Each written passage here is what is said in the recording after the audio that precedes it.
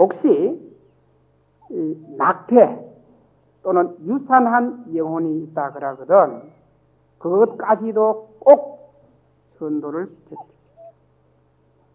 낙태 또는 유산, 자연유산도 상관없고 어떻게 됐거나 간에 지금 우리나라에는 뭐 공식으로 집계는 안 됩니다만 낙태를 약 100만에서 150만 1년에 그렇게 많이 시키는 나라입니다. 아마 여러분들 스님 뭐 잘못 통계를 알고 있는 거 아닙니까? 할지 몰라도 저는 그 부분에 관심이 있은 지가 벌써 10몇 년째예요. 그래서 1984년도부터 홍콩 홍보원에서 이 낙태 연가를 선언을 했습니다. 10년간 했더래요. 1년에 한 차례에서. 저는 그렇게 묻습니다. 낙태 또는 유산을 몇 차례 했습니까? 하고 물었더니 저한테 직접 이야기하신 분 중에 제일 많은 분이 28차례. 화학할 일이 아니에요. 이건 화학할 일이 아니고 현실이에요. 그분이 29차례 낙태를 하고 데려왔습니다. 법당에 오셨긴데 그때가 6월 달이라서 다음 달에 기도가 있습니다. 동참을 하십시오. 그랬더니 왔습니다. 거의 매일 홍콩은 여름이 아주 덥습니다. 정말 30몇 도, 그것도 찌더워요. 우리나라 미피하게 더울 때 있잖아요. 여름에 이런 날씨이기 때문에 그 매일 참석하는 것만 하더라도 대단한 성입니다. 그래서 제가 매일 직접 기도를 하면서 그걸 했는데 아니나 일주일 되고 난 뒤에 7월 보름날 해양을 하고 이분이 돌아가셔가지고 진어 잘라고 그러니까 아직까지 남편이 안 돌아왔으니까 잠자리 들지 못하고 침대에 그저 비슷하게 누워있는데 아니나 다르랴. 저희들 법당 부처님 모신 왼쪽에다가 영단을 차리는데 영단 쪽에서 꼬마들이 요 조그마한 아이들이 뻘뻘 걸어 나오는데 하나 나오고 둘 나오고 셋 나오고 넷 나오고 다섯 10명 나오더래요. 제가 그때 29차례나 했기 때문에 이번에는 10차례만 합시다 그랬어요. 많기 때문에 다음에 10차례 다음에 9차례 이렇게 하기로 하고 그때 10차례만 하기로 했어요. 그 꼬마들 아주 어린 꼬마들이 뻘뻘 나오는데 그래서 법당 앞에 부처님 앞에 제가 앉아서 목닥을 똑딱 두드리니까 그 목닥 소리에 자기가 깨놀아가라면서 전화를 했습니다. 전화를 해가지고 거의 흥분 상태예요. 스님 이럴 수가 있느냐 이거요. 이럴 수가 있느냐. 그분 생각으로는 젊은 분 생각으로는 그저 단순하게 마음의 위로를 가지려고 그런 전도 또는 전혼 49제 이런 것을 하지 않나 이렇게 생각했는데 현실적으로 그렇게 느껴지니까 다른 사람이 아니고 어떤 경전의 말이 아니고 자기가 그렇게 느꼈기 때문에 꿈에 느끼고는 이럴 수가 있느냐 이겁니다. 그래서 제가 그런 말씀을 드렸어요. 정말 보살님이 진실한 마음으로 거짓 없는 마음으로 정말 깨끗한 마음으로 그 29차례의 영가 그 영혼들에게 참여하는 마음으로 그 영가들을 위해서 기도한 그 가피력. 부처님의 가피력이라는 것은 언제 어느 때 진실하면 나타나는 겁니다. 진실하지 않으면 절대로 그건 나타날 수가 없는 거예요. 우리가 영가 한 분을 모시는 것도 똑같은 차원입니다. 그래서 제가 그때 그런 이야기를 했어요. 보살님 지금 원이 뭐냐고 그러니까 아들 하나 가지고 싶은 거예요. 29차례 유산 또는 낙태하신 분이 아이를 가지고 싶다. 사람으로 태어나서 자기 자식 안 가지고 싶은 사람 누가 있겠어요? 그래서 그러면 다시 기도를 한번 해보십시오. 그래서 21일간 기도를 하라고 그래요. 아니나 다르나 기도한 그 해양날 21일 마지막 날 또 전화를 했어요. 전화를 해가지고 스님 흰 옷 입은 여자가 나에게 아이를 하나 줍디다 그래요. 그래서 이분은 아마 절에를 조금 적게 다녀가지고 관세음보살이 동자하는 모습, 그런 관세음보살을 친견하지 못해가지고 흰 옷 입은 여자가 자기에게 남자아이를 하나 주더라. 자, 그때 딱 단언을 했습니다. 보살님, 틀림없이 이쁘고 귀한 그런 남자아이를 낳을 거예요. 스물 몇 차례나 29차례나 유산했던 사람이 정말 부처님 가피력으로 위실력으로 아이를 낳게 돼요.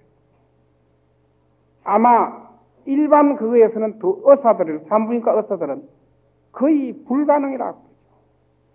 제가 알고 있는 상식으로는 3차례 이상 낙태 또는 유산을 하고 나면 임신이 힘이 듭니다. 웬만한 체력을 가진 분으로서는. 저희 전공 가운데 하나가 태교이기 때문에 오히려 그쪽에 참 관심이 많습니다. 29차례나 정말 세상 사람들에게 손가락질 받고도 남을, 돌멩이질을 받고도 남을 그런 인연을 가진 분이 부처님 앞에서 참회를 하고 기도를 해가지고 7일 기도했고 37일 기도해가지고 아이를 가졌는데 그 다음에 또 아이를 가졌어요. 그 남자 형제만 둘입니다. 걔들은 홍콩 부분의 부표를 보면 이 장사는 한 놈은 이쪽에서 땡겨가고 한 놈은 이쪽에서 땡겨가고 그래요. 왜? 거기서 저거 엄마가 기도해서 태어났으니까 그게 고향이죠. 예. 역시 부처님의 자비라는 것은 우리가 스스로 체감하는 것이지 부처님이 이래 준다. 그런 개념보다도 체감하는 것이 대승불교권에서는 더 빠른 겁니다. 우리 여기 동참하신 신도님들은 좋은 조건 속에서 또 제방의 큰 신도를 다 모셔가지고 이 천원을 할 수 있다는 것은 이것 자체도 대단한 복이에요. 예. 만약에 낙태 또는 유산한 영가 그런 인연이 있다 그러면 아이고 부끄러워서 절대로 부끄럽다는 생각하지 마시오. 그렇다고 당당하게 자랑 삼아 할 거는 못 되지만은 의연하게 그네들을 갖다가 대접을 잘 하십시오. 꼭 천원을 해드리십시오. 또 4월 초파일 때 되면 그네들에게 영가등을 꼭 달아주십시오. 왜 그러냐면 우리 살아있기 때문에 그런 공덕을 지을 수 있는 거예요. 그것이 영가를 위한 것도 귀하지만은 나 자신을 위하는 거예요. 나 자신을 위해서는 오히려 먼저 가신 영가, 도저히 영가 그거 자신을 어떠할 수가 없기 때문에 살아있는 사람이 밝은 공덕을 지어 드리는 겁니다. 나와 동시에 그 영가를 위해서. 그렇게 많이 함으로 해서 5천년 이내 가난과 무지와 전쟁에서 마음에 한을 품고 가슴에 업보를 짊어지고 가신 분들, 그네들을 편안하게 함으로 해서 우리 역시도 편안하게 살수 있습니다. 인연은 좋게 지는 것이고 또 선업을 쌓는 것이지 악연은 풀어야 합니다. 악연을 푸는 데는 가지가지가 많겠습니다만 제일 좋은 것은 참선이고 연불이고 다란이고 경전을 읽어드리는 것이고 가지가지 방법이 있지만 보통 때 우리가 마음 하나하나 쓰는 것은 밝고 따뜻하게 쓰는 겁니다. 모진 말, 맺힌 말, 남의 마음에 거스리는 말, 그런 말을 안 하는 것만 하더라도 선연을 쌓고 복을 쌓는 일이에요. 그 남을 위해서 쌓는 게 아니에요. 나 자신을 위해서 쌓는 겁니다. 이 낙태 또는 유산한 영혼들도 장난을 합니다. 제가 아는 처사 한 분이 저 고등학교 동창이 찾아왔습니다. 찾아와서 스님한테 할 말이 좀 있다 이겁니다. 그러면서 서울에서 채식집에 나를 데려와서 점심을 한 그릇 잘 사주더라고. 하고는 뜸을 들이다가 말을 하려고 그러다가 안 하고 또 하려고 그러다가 안 하고 자꾸 시간을 끄긴데 뭐 할 말이 있나 한번 해봐라 그랬더니 하는 말이 내 스님한테 이야기하려고 그러니까 좀 창피스럽기도 하고 그렇다고 안 하려고 하니 그렇고 이렇게 자꾸 이래 그걸 하더라고요. 뜸을 들이더라고. 아이, 그러지 말고 이야기하라고. 나 지금 가야 된다고. 그래, 퇴근을 했더니 이야기를 합니다. 정말 부끄럽지만은 친구 이전에 스님이니까 어쩔 수 없이 고백하지 않을 수 없다. 나도 괴로워서 하는 거니까 스님 눈 딱 감고 들어 달래요. 그래서 나도 눈 딱 감고 가만 앉아 있었더랬어요. 그랬더니 하는 말이, 스님, 내가 사실 죽일 놈인데 스님이 보기로는 어떻게 볼지 몰라도 사실 내가 죽일 놈이다. 그렇게 전제를 하고는 자기 직장에 있는 격리를 몇 년간 건드렸다. 젊은 여자를 건드리다 보니 그때마다 아이가 태어나가지고 4차례를 유산을 시켰다. 정말 내가 나쁜 놈인데, 그러나 그것이 아니고 회사 일이 안 된다 그러면 꼭 꿈에 아이들이 나타나가지고 울어댄다는 거예요. 꿈에 아이들이 나타나고 울어댄다. 그래 가만히 생각하니까 또 언젠가는 저 법회에 와서 이 이야기를 들었더랬어요. 낙태 또는 유산한 영가를 천원시키주라는 이야기를 듣고는 그때부터 마음에 캥킨 거예요. 물론 이 사건은 그 이전에 벌어졌고 또 그 아이가 꿈에 아이가 며칠 나타나서 울기 시작하면 회사 일이 안 된다는 거예요. 부도의 위기까지 몰릴 때도 있고, 안 그러면 직원들이 애를 먹일 때도 있고, 막 가지가지 거래처에서 애를 먹일 때도 있고, 그래 가지가지 그걸 한다는 거예요. 이상하다는 거예요, 도저히. 그래서 이거 어떻게 했으면 좋겠느냐. 스님 말씀대로 영가를 천도를 해주든지 어떻게 해달래. 그래서 제가 그런 이야기를 했습니다. 아무리 친구지만 듣고 보니까 너무했다. 근데 약속 하나를 하고 나면 내가 해줄 용의는 있다. 다시는 젊은 격리 안 건드린다는 약속만 하면. 그렇다고 이 이야기 내 너그 마누라한테는 안 할게. 안 할 테니까. 마누라는 절대같이 몰라. 왜 그걸 가끔 부부 동반해가지고 그걸 하니까, 데려오니까. 정말 자기 남편은 깨끗하고, 뭐 대단한 신뢰를 하고 있더라고. 그런 사이에 내 너그 마누라한테는 안 할 테니까 다시는 거짓말 안 한다 그러면 내가 천도를 시켜줄게. 친구, 뭐 스님이 친구인데, 친구 좋은 게 뭐 있느냐. 그래서 제가 아는 절에다가 선언을 부탁을 했습니다. 그런데 선언을 하거나 간 진흙에 그 아이 넷이 나타나가지고 절을 하더라는 거요. 절을 하고는 살랑살랑 웃으면서 가더라는 거요. 그거 참 묘하지요. 아이 넷이 나타나가지고 4차례 유산을 시켰는데 참 묘하지요. 또 한 분은 얼마 전입니다.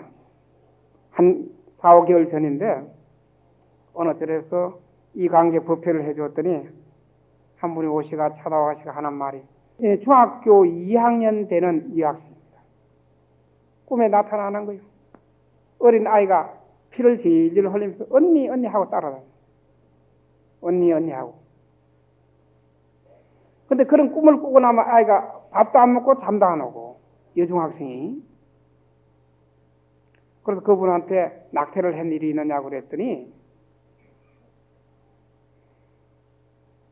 뭐 한참 울다가는 하는 말이,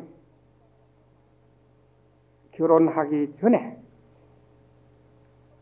그 사귀는 사람이 있어 그 사이에 아이가 있었는데 아이가 있은 것을 지웠습니다. 근데 이 지웠다는 말을 너무나 자연스럽게 하더라고요. 바로 살인입니다. 낙태는 살인이에요. 한 생명이 태어날 수 있는 것을 그대로 그랬기 때문에 분명하게 이거는 살생이 되는데 아예 지워버려. 그래서 아주 쉽게 생각합니다. 천만의 말씀. 천만의 말씀입니다. 그래서 어쩔 수 없이 천원을 시켰더랬어요. 천원한 그날 저녁에 그 보살님 말씀이, 이제 전셋집 얻어서 간다. 전셋집 얻어서 간다 그러더래요. 어떤 여자 모습이 나타나가지고 이제 전셋집 얻어서 간다고 해요.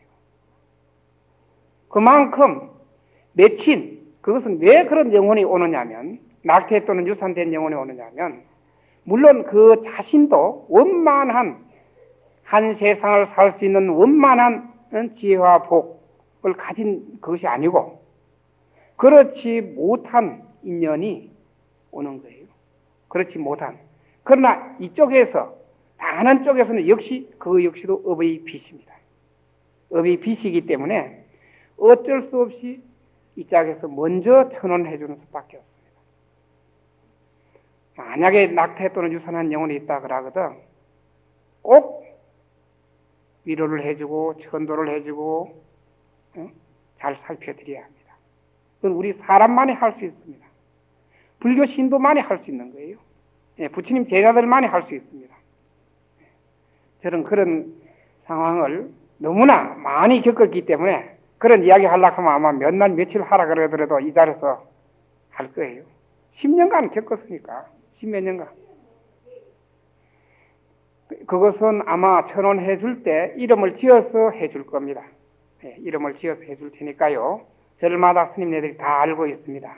이렇기 때문에 영가 천원은 정말 3대 내지 5대까지 신정 또는 시대, 그리고 이 세상에 태어나지 못한 영가까지, 낙태 또는 유산한 영가까지 해주는 것이 부처님이 제자로서 참 좋지 않겠느냐, 그런 말씀을 드리고,